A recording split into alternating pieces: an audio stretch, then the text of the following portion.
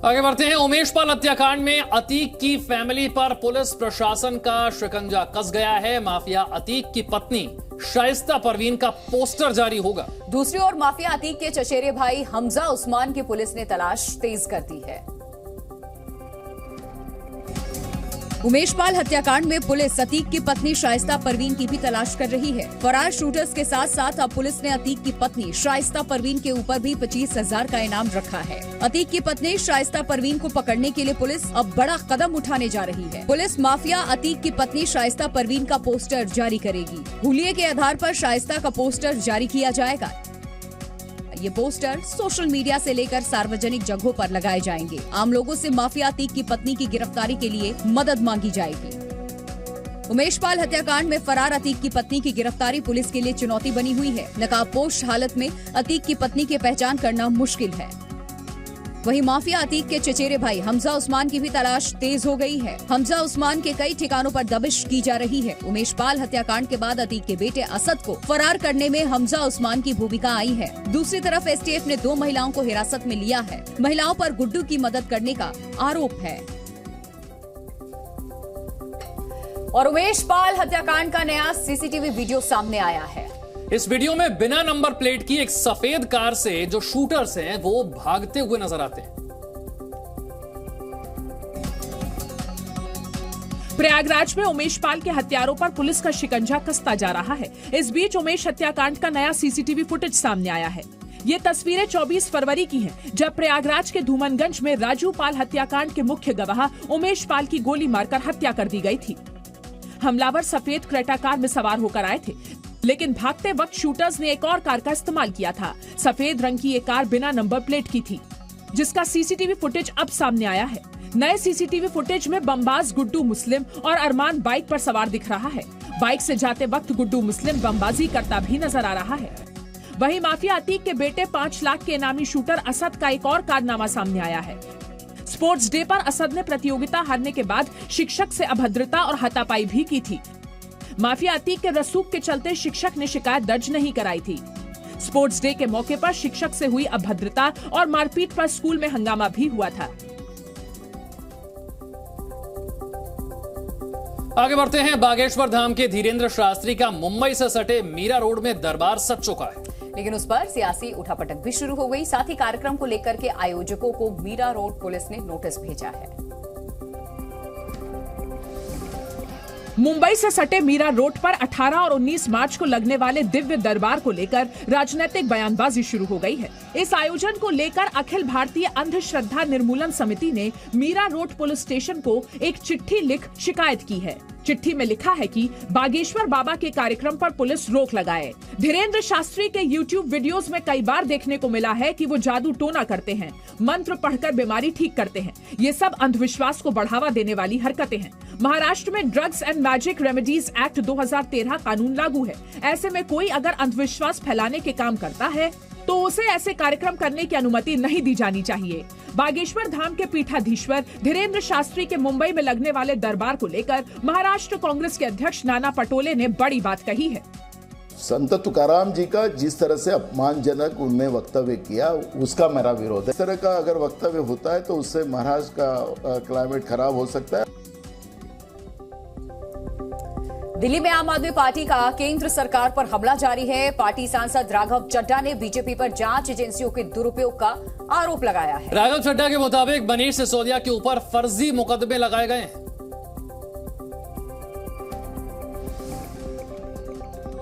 आम आदमी पार्टी ने केंद्र सरकार पर बड़ा आरोप लगाया है। पार्टी के दिग्गज नेता राघव चड्ढा ने कहा, बीजेपी दिल्ली में केजरीवाल सरकार गिराने की साजिश रच रही है।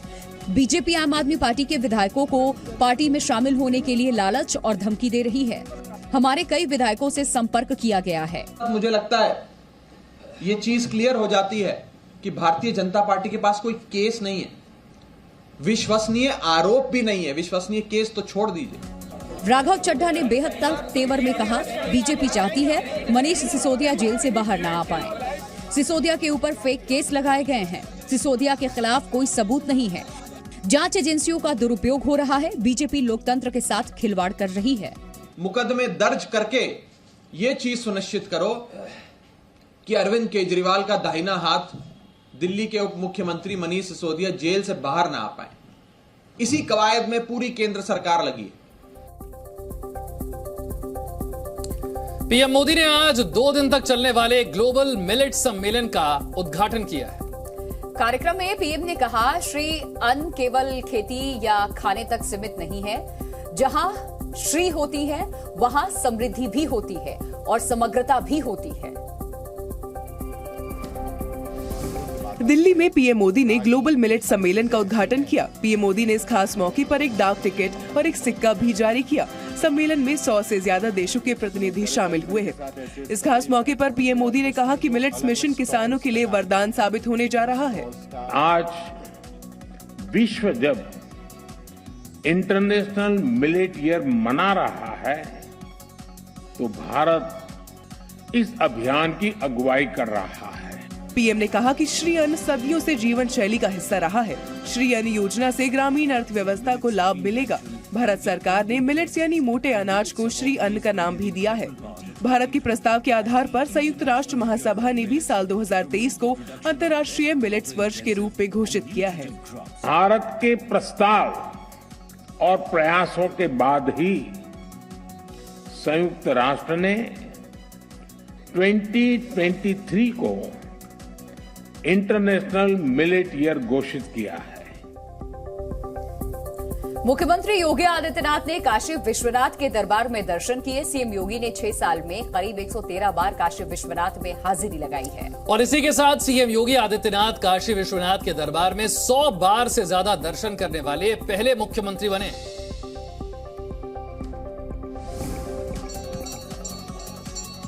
मुख्यमंत्री योगी आदित्यनाथ वाराणसी के 2 दिवसीय दौरे पर हैं। अपने दौरे के दूसरे दिन सीएम योगी काल भैरव मंदिर पहुंचे।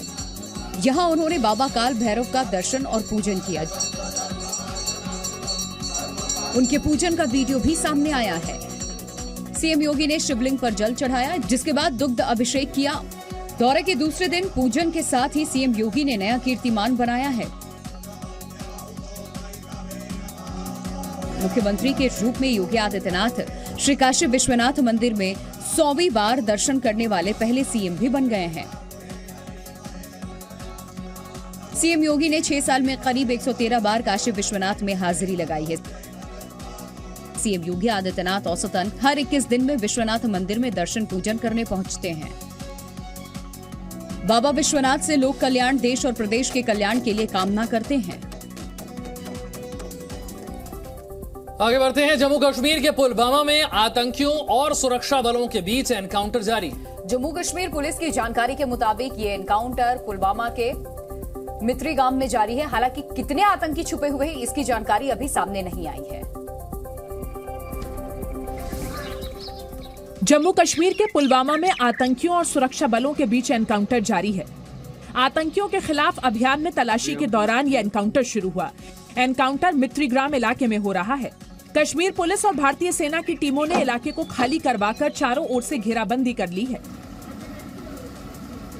आतंकियों और सुरक्षा बलों के बीच लगातार फायरिंग जारी है। जहां गोलीबारी हो रही है वहां 2 से 3 आतंकियों के छिपे होने की आशंका है। सुरक्षा बलों ने पुलवामा के मित्रीग्राम में आतंकवादियों की मौजूदगी के बारे में सूचना मिलने के बाद इलाके की घेराबंदी कर तलाशी अभियान शुरू किया। ये सर्च ऑपरेशन उस समय एनकाउंटर में तब्दील हो गया जब आतंकियों ने सुरक्षा बलों पर गोलियां बरसानी शुरू कर दी। सुरक्षा बलों ने भी आतंकवादियों की गोलीबारी का करारा जवाब दिया। दोनों तरफ से फायरिंग शुरू हो गई। अधिकारियों के मुताबिक आतंकवादियों और सुरक्षा बलों के बीच गोलीबारी जारी है। जिस इलाके में आतंकी छिपे हैं वहां से लोगों को निकाल लिया गया है। आसपास के घरों में लोगों से अंदर ही रहने को कहा गया है। बीजेपी नेता मोहसिन रजा असम के मुख्यमंत्री हेमंता के बयान के समर्थन में आगे आए हैं। मोहसिन रजा ने कहा कि अल्पसंख्यकों का वोट बैंक की तरह इस्तेमाल किया गया। देखिए पूरी बात इस रिपोर्ट में।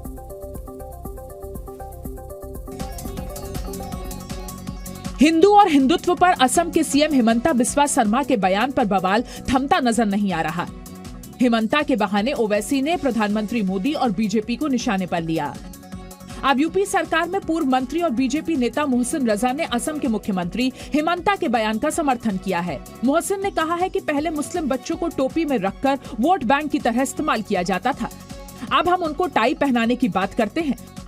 मोहसिन ने बड़ा आरोप लगाते हुए कहा कि पहले इन बच्चों को कट्टा थमाने की बात करते थे, आज हम उन्हें कलम दे रहे हैं। क्योंकि उनका आदर्श तो बनाया गया था अपराधियों को, उनके हाथ में उनको कट्टे थमाने की बात की जा रही थी, हम उनको कलम देने की बात कर रहे हैं। इस बीच राजस्थान के जयपुर में Indian Muslim for civil rights का राष्ट्रीय अधिवेशन हो रहा है। इसमें जम्मू कश्मीर के पूर्व सीएम फारूक अब्दुल्ला और पूर्व केंद्रीय मंत्री सलमान खुर्शीद भी मौजूद रहेंगे। झारखंड के बोकारो में दर्दनाक हादसा हुआ है। तेज रफ्तार कार एक दुकान में घुस गई। हादसे के बाद कार सवार ने भागने की कोशिश की, जिसे लोगों ने पकड़ लिया। झारखंड के बोकारो से दिल दहला देने वाला सीसीटीवी वीडियो सामने आया है। एक बेकाबू कार दुकान में घुस गई। तस्वीरों में आप साफ देख सकते हैं कि दुकान में कस्टमर कपड़े लेने के लिए खड़े हैं। इसी दौरान बाहर हलचल मचती है तो कुछ लोग दुकान के गेट के पास पहुंचते हैं। इसी दौरान एक कार दुकान की ओर आते हुए दिखती है। लोग अंदर की ओर भागते हैं। दुकान के अंदर भगदड़ मच जाती है। लोग दुकान के अंदर इधर उधर भागने लगते हैं, लेकिन कार एक व्यक्ति को धकेलते हुए सीधे दुकान के अंदर आकर घुस जाती है और एक कर्मचारी को चपेट में ले लेती है। हादसे के बाद कार पर सवार युवक भागने की कोशिश करते हैं, लेकिन स्थानीय लोगों ने एक युवक को पकड़ लिया। बाकी 3 युवक भागने में सफल रहे, जिसके बाद कार सहित एक युवक को लोग पुलिस के हवाले कर देते हैं। दुकान की मालकिन ने बताया कि बड़ी घटना टल गई, नहीं तो किसी की जान जा सकती थी। उन्होंने कहा, हमारे एक स्टाफ को चोट लगी है। दिल्ली के नाथू कॉलोनी चौक के पास से एक वीडियो सामने आया। वीडियो में एक युवक फायरिंग करता हुआ नजर आ रहा है। आरोपी शख्स पीसीआर में तैनात एएसआई से पिस्तौल छीनकर भागने की कोशिश करता है, जिसके बाद बीच बाजार अफरा तफरी मच जाती है।